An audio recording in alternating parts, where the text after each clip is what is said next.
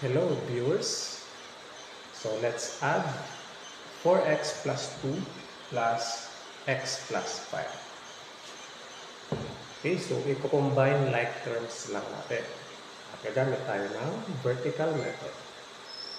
So 4x plus 2 plus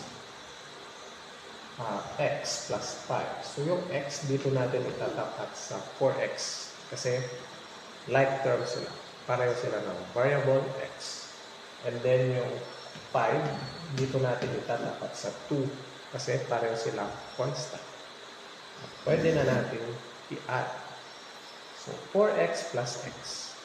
So yung 4 na x, dagdagan ng isang x. So meron tayong 5x.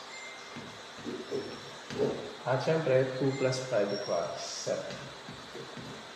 5x plus 7, hindi na natin yan pwedeng i-add kasi unlike terms na sila. Hindi sila magkapareho. Kaya yung sagot natin dito ay 5x plus 7.